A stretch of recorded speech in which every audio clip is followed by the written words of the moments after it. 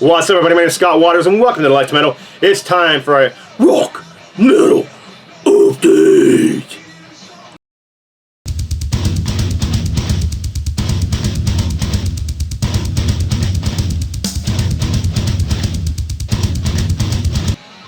That's right, time for rock metal update. This is might be a two-parter, depending on how long it takes me to get through all this vinyl.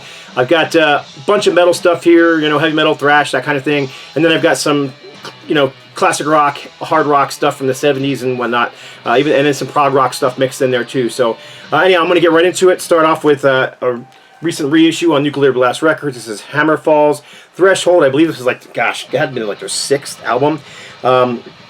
However, if you would, you know, put them in a ranking, all the Hammerfall albums, this would definitely be in my top 5.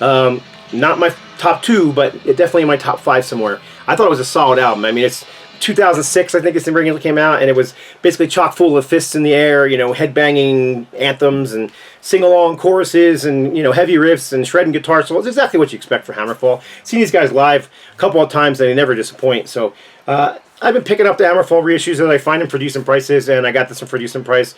Gotta love the back cover with the type giant song titles. This is for old people who, you know, have lost their reading glasses so that they can read the song titles, of course.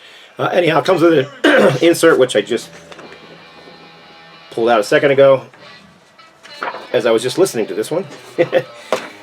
Pictures, you know, it's got the liner notes and lyrics and whatnot, and it's on a blue vinyl. Kind of a translucent blue vinyl. Don't really care what color the vinyl is. Actually, if an album is available in black, I tend to pick up the black vinyl, as it is the most tried and true and tested color in vinyl. And if you look carefully on a lot of websites for like manufacturing plants, they'll tell you black is the best color for sound. And why is that? Like I said, it's the most tested sound. It's also got black carbon in it to make the clear vinyl black. And that carbon allows for a smoother run of your needle. Those are kind of things. But the clearer the vinyl, the more chance of it, unless it's absolutely clear, it's, you know, that just a very clear vinyl, you're going to have some noise. But anyhow, I don't know how I got off onto that. Colored vinyl, I don't know, everything's got to be colored vinyl these days. And people, like, if it's not colored vinyl, they're not interested in buying it, which is kind of weird. But because I buy music to listen to, you know, not just to collect vinyl. All right, next up, this is an EP from Twisted Sister. This is on Metal Department Records. Never heard of them. But anyhow, this is basically the early singles. So back in 79, 80, some of that range, the band couldn't find a label to save their lives, so they put out a couple 7-inch singles and sold thousands and thousands of them locally in the East Coast. I bought them both in the early 80s because I was a huge fan. These guys are hugely popular in my area. But what you got here is basically 4 songs. So you've got the I'll Never Grow Up Now 7-inch single, backed with Under the Blade, and then the B-side to this has the Bad Boys of Rock and Roll single with Ladies Boy. All these songs, I'll Never Grow Up Now, ended up being on some versions of Under the Blade. Exact same version that's on the single. I think it's probably mastered differently, but it's the exact same version. Under the Blade was re-recorded for Under the Blade. Bad Boys of Rock and Roll, I believe, might have been re-recorded as well. I can't remember now. I'd have to look it up for sure. Ladies Boy never made it on the album, which is unfortunate. It's a very campy song. It's a little different, not quite as heavy as the other tracks. So I understand why maybe they didn't record it. But it was a really hugely popular song at the clubs back in the day. And I remember when the Rough Cuts EP came out and it wasn't on there, we were all a little disappointed that Ladies Boy wasn't on there. And Under the Blade came out and it wasn't on there. But if you listen to Under Blade, most of those songs are really fast and heavy, with the exception of maybe one song, you know, Destroyer, which is a slow, heavy song. So I kind of understand why they didn't put that more campy song on there. Actually, might have been a nice song to include on, you know, one of the later albums, instead of, you know, I don't know, some of the covers that they didn't go over so well. So, what was it called? Leader of the Pack. Now, that song was cool on the Rough Cuts EP. Might have been better had they included you know, a song like Ladies Boy, and at least it is a single for what was the name of the album? Come Out and Play. Yeah, Tad did. You know, I just think that Leader of the Pack was a poor choice for a single, and it might have been their downfall at the time. But regardless, it's a cool song. Glad to have it on a 12-inch format. A little bit of an expensive one, but if you look around, you can find them for better prices. So, right, next up, new release. This is a new album from Heathen. It's actually a live album, so it's not new material. Very well recorded. Bleed the World Live. Nuclear Blast, again, like the Hammerfall. Again, giant type for those who, you know, have problems reading. That way you can read, you know, if you need to, you can read the title from way back here. So that's the point of that. But regardless, solid album. Really well recorded. The band was tight. Saw these guys on tour. Gosh, I think it was with Death Angel. They were fantastic. And after the show, I think it was Death Angel. Yeah. Anyhow, afterwards, during the headlining band, it was Exodus. Seen a lot of concerts. I can't remember who was who anymore. But anyhow, the singer came out. And he was standing watching the headlining band, and he was standing right next to me. And kind of just looked over and, you know, gave him one of those "what's up" nods, and he gave me a "what's up" nod back, and that was the end of that. So, Heathen, Bleed the World Live. Good live album from the classic thrash band from California. All right, this is an original pressing of the Mystic Force Shipwreck with the Wicked EP. It's only 2 songs, so it's really a single, but it was released as an EP in early 1990 by this band. Now, the sound on here is, gosh, man, if this would have been released in 82, 83, 84, I think these guys would have ruled. But the fact that it was released in 1990, they were a little bit behind in the sound. I don't care. I think it's fantastic. You know, classic heavy metal, a bit epic in style. I bought this directly from one of the band members, and you can see they sent me a sticker and an 8x10, which was nice. My only issue was, and it's not the band's fault, but this is an original pressing, and it was still sealed, and it's unfortunately a little warped. So I'm going to have to see if I can flatten it out. I have contacted the band. They offered to send me a free copy, but I actually told them I was going to just buy another one, but can they please open it and make sure it's not warped before they send it to me. So anyhow, very cool. Mystic Force Shipwreck with the Wicked. 12-inch single, classic heavy metal. Really good stuff. I mean, if you like that classic heavy metal, underground, you know, independent heavy metal stuff, then this thing is fantastic. They have several full-length albums out too, but, you know, they were kind of early 90s, so most of their stuff is available on CD and cassettes, and you can't really find any of it on vinyl, which is unfortunate, but hey, you never know. Could get reissued one of these days. Next up, U.D.O. Man and Machine, U.D.O. Man and Machine. I love this album. I've seen these guys on tour a couple times, once with Saxon, and that was fantastic. Again, much like Heathen, after U.D.O. played, I got to meet most of Saxon, including Biff, but while I was watching Saxon, my drummer and Ultimatum would come like, dude, come on back here, because I was kind of up front, and he brought me to the back, and there he was standing, U.D.O. was standing at the back of the theater just watching Saxon play. It was actually the last day of the tour. So, you know, I said, hey, I actually talked to U.D.O. I said, hey, shook his hands. I happened to have my U.D.O. Holy CD with me, so I whipped it out and asked him if he'd sign it, and he did.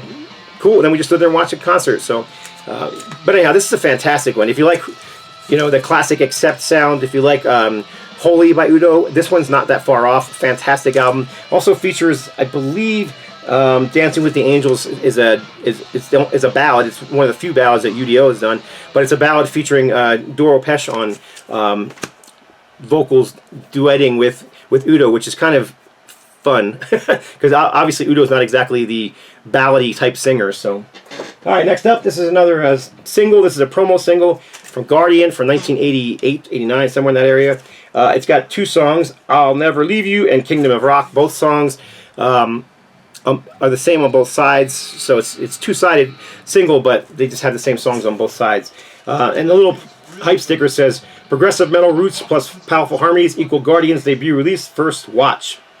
And these 2 tracks only hint at Guardian's gargantuan potential.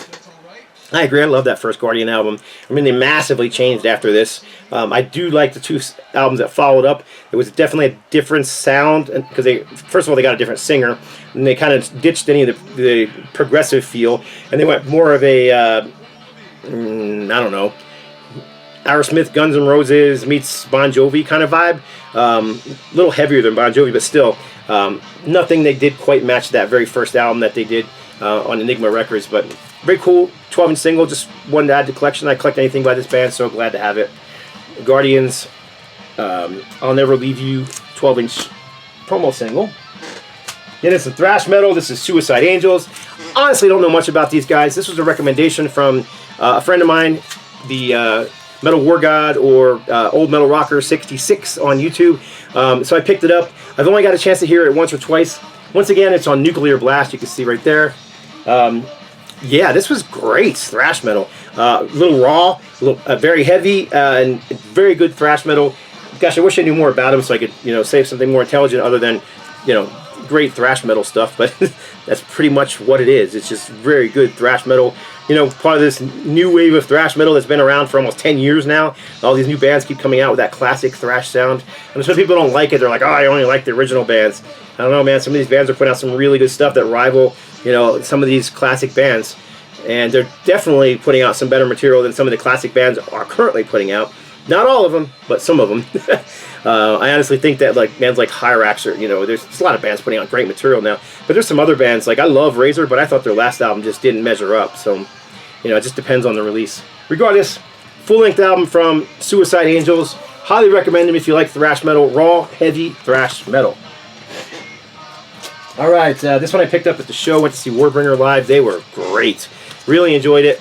And then, of course, they got me onto a Warbringer kick. So, yeah, this album is... I will be shocked if this one doesn't make... Actually, wait a minute.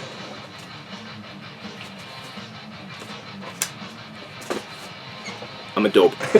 Alright, this is the new album. I picked up the wrong one. I wasn't paying attention to it. I was just holding it up. So this is the tour from 2025 that I saw. This album is fantastic, and I'm really, loving this album. I can't imagine this won't make it into my top 20 for the year. I've played this thing multiple times, and it got me into, like I said, a Warbringer kick.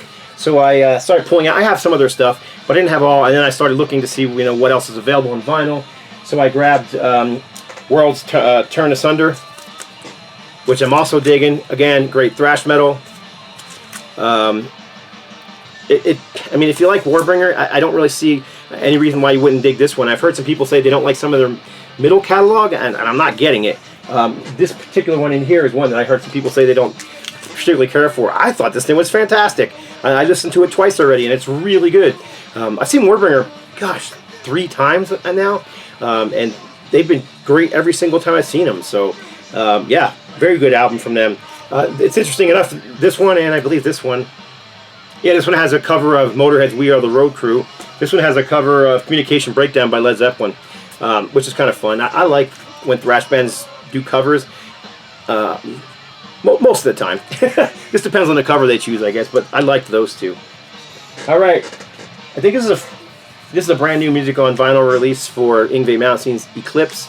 I pre-ordered this one because I love this album and I've never owned it on vinyl. I know there was European copies available, but they're really expensive. So when I saw the music on vinyl, we're releasing it, I jumped right on top of it. So yeah, fantastic album from Yngwie. Of course, if you know Yngwie, you know what it is. It's kind of that shred metal stuff, and he's just a shredder on the fretboard, and that's what he does. I mean, he doesn't apologize for what he does. He's just a shredder, and it does have an insert in it with a picture of the full band. But of course, any band with Yngwie is the main dude, right? I'm trying to remember who the vocalist is on this one, and I can't remember without looking it up, unfortunately. Do not see it on here anywhere. It's not important who plays in the band, as long as Yngwie's in it, right? I don't actually believe that, but yeah, I don't see who. I can't remember who the vocalist is on this one, which is unfortunate, but anyhow, Yngwie Malmsteen, Eclipse, music on vinyl reissue. I think I ordered the black vinyl. I think it was available in multiple colors. Yes, I get the heavyweight and rare black vinyl. You don't see black vinyl much anymore. Most of the record companies I work don't do any black vinyl anymore because people don't want to buy black vinyl. So I get it, but I don't understand the obsession with it because black vinyl tends to sound the best and it has less noise, less static, less issues that other colors do, especially when you start getting into multiple colors and stuff like that. But enough of that complaining. Next up, this is the sleaze metal, sleaze rock, whatever you want to call it, band Love Hate. This is Punk Rock Fiesta. Just got this in the mail last week. Played it once already. I pre-ordered it. Got the Jizzy Pearl's autograph on it. It came as part of the pre-order, which was cool. Yeah, really good. Like it. Again, we've got giant type on the back so that you can, read it from way back here. There you go. You can still read the You know, or if you've forgotten your reading glasses, you know you can still read it. That's the point, I think. I don't know. I'm not understanding what all these giant song titles are about on all these new releases. But regardless, if you like, you know, the classic love-hate sound that, you know, kind of, I don't know how else to explain it. Maybe like Dirty Looks, that sleazy AC/DC inspired, Guns N' Roses, LA Guns, you know, that kind of style. You're gonna like this. It was very good. I like the cover art too. Living in New Mexico, I see stuff like, you know, this all the time. This I don't know if I guess you'd call it, you know, a Mexican art style. But yeah, we have a lot of artists that do this kind of skeletal stuff here with this, all these, you know, bright colors and stuff like that. Also reminds me of the Disney movie Luca. All right, this thing is fantastic. So if you like Thin Lizzy, I recommend this one. I know some people said, I don't know if I really want to check that out. It's, you know, it's posthumous Lizzy, so I don't know if I want to check it out. But this is Lizzy Borden. Lizzy Borden. This is Lizzy Borden. This is Thin Lizzy, the acoustic session. So what you got here is, let's see, 9 tracks. Mama Nature said, a song while I'm away, Erie, slow blues, Dublin, whiskey in the jar, here I go again, Shades of a Blue Orphanage, and Remembering Part 2, but it's all acoustic versions. So how did they get acoustic versions? So they had demos and stuff like that with Phil's vocals on it, so they took the vocals, and then Brian Downey, drummer, played drum on some of these tracks, and then guitar player Eric Bell played the acoustic guitar on the whole album. So it's the original, you know, power trio of Thin Lizzy. You know, of course, Phil's passed, but they used his vocals, and it's really, really good. Even over at the Harmless Rebel channel, Steve Bodine he's like, man, I played this thing like 3 or 4 times in a row. It was so good, and I agree. It's really well done, and it's just perfect for Lizzy due to, you know, the storytelling nature of Phil's vocals and Phil's lyrics. I don't know. I just think it works great. So if you're into Lizzy, definitely worth picking up. There is I believe, a black and white version of this cover too, and I think if you pre-order, there was pre-order versions that you could get autographed by Eric Bell. I didn't get a pre-order in, but regardless, glad to have it. So, all right, we are into the 70s stuff now. I'm only 15 minutes in. I'm going fairly quick, so I think I'm just going to keep going.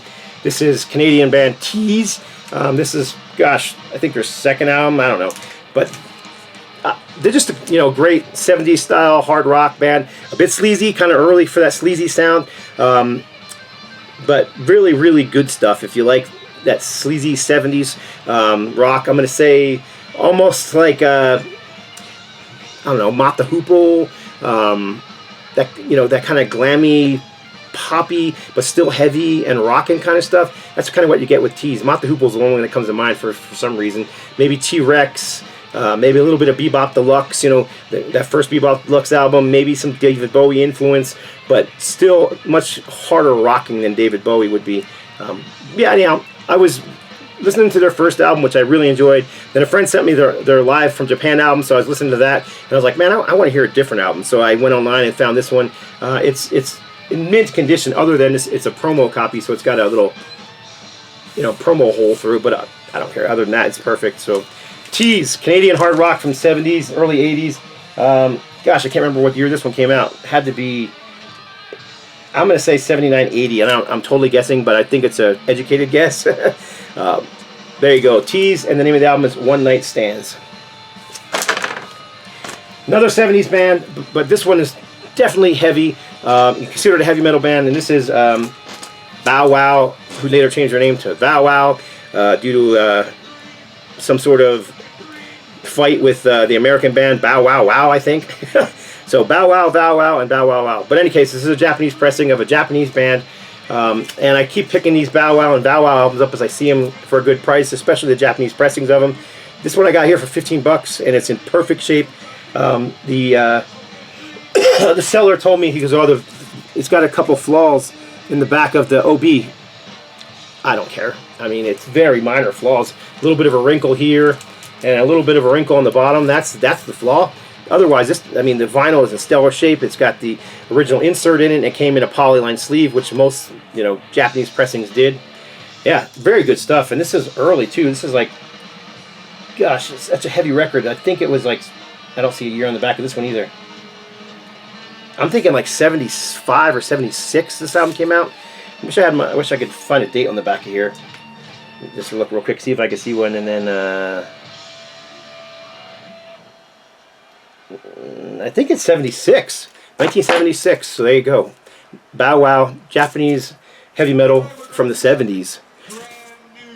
And for those who think that heavy metal didn't exist in the 70s, which I hear that quite a bit anymore, you could have had a new wave of British heavy metal if there wasn't a first wave of British heavy metal. You could have had a new wave of worldwide heavy metal in the 80s if there wasn't a first wave in the 70s, which there was. So there you go. All right, next up, another Japanese pressing. That I didn't put them in an order, just the way it is. This is Rolling Stones. You're like, dude, you listen to the Stones? I do. I like the Stones. I'm not a mega fan, but I dig the Stones. And I get into like, I don't know, I get into these classic rock modes, and I just want to hear some of the classic rock stuff. And I don't necessarily want to just hear a bunch of hits. I want to hear the deep cuts as well. And that's so anyhow. I got a bunch of Stone stuff. I haven't shown any Stone stuff in video in gosh decades. But I just happened to be missing this one, and I found this Japanese pressing for a smoking deal. It's got the inserts, the vinyl's in mint condition, so I snatched it up. It's got a couple of hits on it, I believe. Let's see, what were the hits?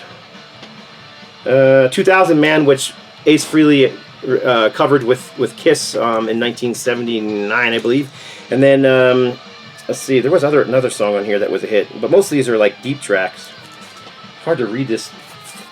It's like the background is so busy, it's hard to read the type. Sing all this together. She's a Rainbow. The Lantern. Gomper. 2,000 Light Years from Home. On with the Show. See what happens. Play this all together. In Another Land. Man, that is tough to read, boy. I wouldn't have laid it out like that. But anyhow, Stones, classic rock, like I said. This is another pre-order. Angels had their 50th anniversary of the release of their very first album, and they released this brand new remastered pressing on colored vinyl. As you can see, it's got the splatter, white or clear with this blue splatter, and it came with a backstage pass laminated, and then it also came with this, I don't know, 8x8 of what do you call this, album flat, and it is autographed by all the surviving members of the band. I believe the bass player has passed away. I'm almost positive that's correct. And anyhow, again with the giant type on the back, so you can read it from a mile away. I don't know why everybody's making their stuff so big. Look at the size of the. I mean, you really want to know how long that song is? There you go. But yeah, nice to have. I actually have photos of, I believe, Punky, Greg Giuffria, and one other of the four members that signed it. I actually have photos of them signing it, so that's kind of cool. I need to get those printed out and then put them in here with my vinyl. But yeah, I played this thing. Sounds fantastic. It's a great album, a classic, one of my all-time favorites. Tower is one of Angel's most popular songs, and there's still copies of this available if anybody's interested. I don't think you can get the autographed flat anymore. I think they had to be pre-ordered, or but I think they're still selling the album with the splatter, and I think they even still have some of the backstage passes left. So UMG recordings, courtesy of Mercury Records. Also, look at usually that type is about 6 point, and then right there you've got it probably about 20 point. So just in case you don't have your glasses, you can read the small print. All right, got a few more to go, so I need to hurry it up because I'm yammering on, and we're going on 24 minutes. All right, Green Slade. I've showed this guys in other videos recently. I just got into these guys, gosh, end of 24. I now have all 4 of their 70s albums, this being their second album from 74, 75, something like that. Actually, I think let's see here. I just looked this band up. So 75. So this is their second album, which would have been 76, 77, somewhere in that area. But yeah, the name of the album is Bedside Manners Are Extra. It's got a Roger Dean cover. It's definitely has a Yes feel to the music style. So if you're into that, European style and prog rock from the 70s, this band has no guitar player. It is all keyboards, bass, drums. But man, I enjoy this band a lot. They're so unique, so very cool. Again, if you like Yes, I can't see why you wouldn't probably enjoy this band as well. maybe early Genesis, Nektar, you know, gosh, even some of the, you know, proggier Emerson, Lake and Palmer kind of stuff. Very much worth checking out. If you like prog rock from the 70s, check out Green Slade. I've been a prog rock fan pretty much my entire life, and I didn't know about these guys until just months ago, and I've been obsessed with finding their stuff ever since. So picked this one up, which is a reissue on gosh, I don't even know what the label is, can't see it. Let's see if there's one on the side. Oh, looks like purple. Nope, I can't even, nope, there's no label name on the side. And there's an itty bitty little type, so this type is itty bitty. So you got your choice, you got your giant type or your itty bitty little can't read it type. So, you know, you got 4-point type here, 18-point type here. How about like something in the middle, like at 6 or 7-point type? That would have been great. But yeah, very cool gatefold cover. Great album. Really like this band. So much so that I've been looking for anything by them. And I picked up this one for not much money, but this is basically the first album, but this is a 1976-77 reissue on excuse me, on the German Brain label. And it's an odd album because basically it's the very first Green Slade album. It was released in '76, and it's got all the tracks on there, but the tracks are listed as Drum Folk, Drowning Man, Feathered Friends, Melange, Sun Kissed You're Not, and Sun Dance. I'm almost completely wrong. The actual track listing, I looked it up, is Drum Folk is Feathered Friends, Drowning Man is actually listed in the wrong spot. It's an English Western. The next song should be Drowning Man, but they got Feathered Friends there. Wrong. Then it should be Template Song, which they don't even have listed on here. Then Melange, and then Sundance. It's just all wrong. The back's all wrong. Has a nice little history. Very cool cover art. Sound is really well done. So it's kind of a cool collectible. The Gold Rock series on Brain Records. So anyway, I don't care. I just thought it was a unique item, and I picked it up for not that much money. So just been on a kick from this band for a while. So why not, right? All right. Next up is, what is next up? Actually, I just looked up this album. So this was released in '76. This was their second album, released in '73. Their first album was also released in '73, January '73, and then the last album was at the end of '73. So there you go. All right, some more prog rock. This is a very unusual band. I think this is the third or fourth album I have of theirs in my collection. Don't see their stuff very often. Don't hear people talk about them very much. But this is Vandergraf Generator. Gosh, I quite enjoyed this one. You got to be. They're a mood band for me, man. If I'm in the right mood, they're fantastic. If I'm not in the right mood, they just annoy me. So it's kind of, you know, odd in that way, but I'm going to show you there's the full gatefold and then the inside. But I don't know how to explain Vandergraf Generator. You just need to check them out. If you like prog rock, if you like unique, you know, bands who really can't be described as sounding like any other band, check out Vandergraf Generator. You'll probably dig them. They are quite unique in style. They're definitely considered prog rock, but you know, I'm not going to say they sound like King Crimson, or you know what I mean. They don't sound like Pink Floyd, or they have their own unique sound.